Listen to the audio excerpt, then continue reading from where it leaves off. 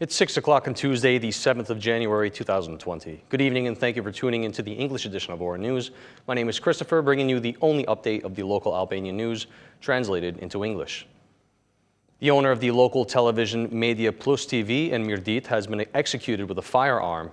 The event took place this Tuesday around 11 a.m. in the center of Recen City. The victim is Kastriot Reci, 47-year-old, and is learned to have been executed by two unidentified persons. Ora News reporter Elvis Hila reports that there were two people involved in the crime, one who completed the execution and the other a getaway driver. After the murder, the two culprits have been left in an unknown direction. The investigative team is working to clarify the circumstances of the event in order to identify and capture the criminals. The VP Police Services Lej of the Mirdita Police Station are searching the area and setting up checkpoints for the capture of the perpetrators. The lawyers of a Turkish teacher who was banished from Albania, Harun Çelik, have addressed the Ministry of Interior and the State Police with an official letter requesting information about the procedure followed for their client. Alban Bengas and Elton Husseini urged the authorities to find out if the departure of the Turkish teacher is a deportation or deportation to Turkey. Lawyers have raised claims about the path taken by the authorities and the fact that the documents were completed on January 1st at a time when the institutions were on leave.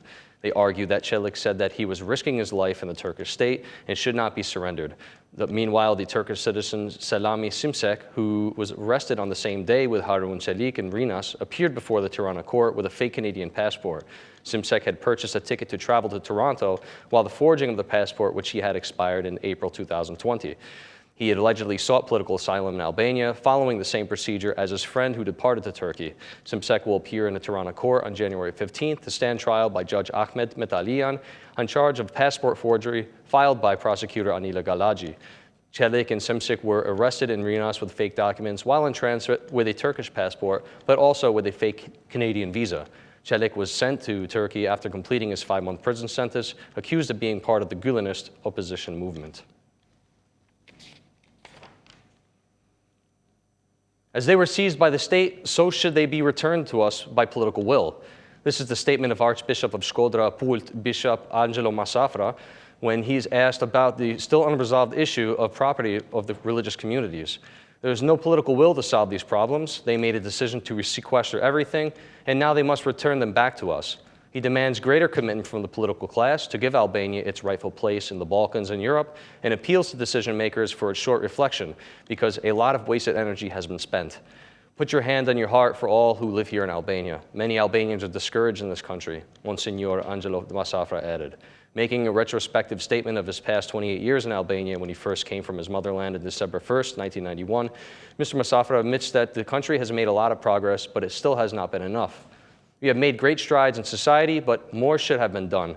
The Archbishop of the Diocese of Shkodra Pult celebrated the 23rd anniversary of his ordination as bishop in Albania by Pope John Paul II.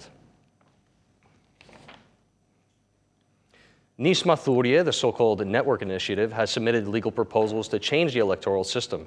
This proposal is also supported by members of the parliamentary opposition. In a press release from the Assembly, the Nisma's representatives, also MPs Rudina Haidari and Ralph Gjoni, said the changes aim to restore citizens' right to decide. We have desired and have requested in the draft what we have foreseen today for this change to occur.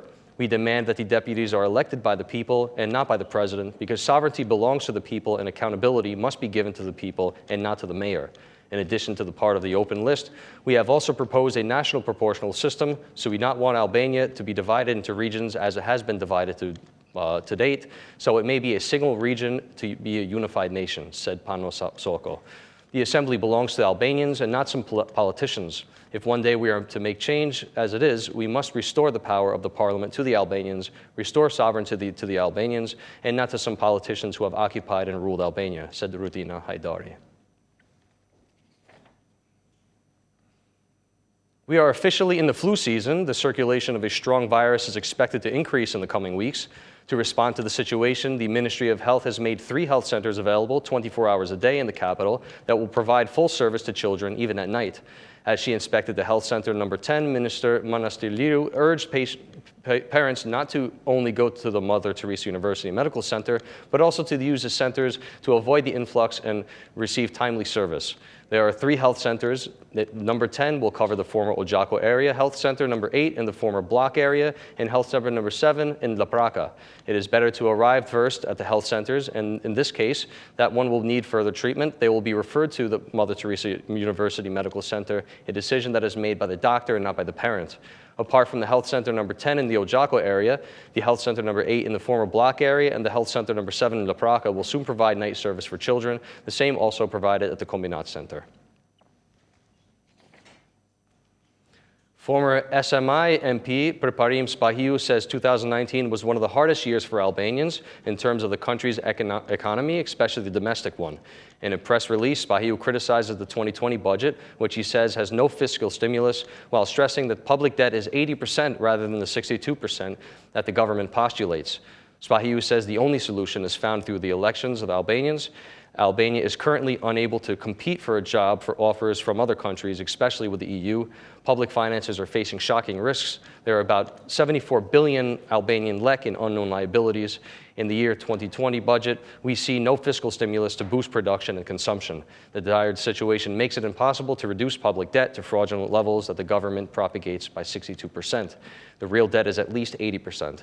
Elections are the only solution to the severe crisis that has gripped the country. Albanians will opt for the low and simple tax alternative, creating a business-friendly climate, said Preparim Spahiu. Albanian symbols are already illegally permitted in Montenegro, but their disclosure has cost activist Irfan Domnori twice by arrest by Montenegrin police. Domnori spent the New Year's Eve in prison after being found guilty of waving the Albanian flag during the deployment of Gjergj Kastriotti's bust in Tuz in October.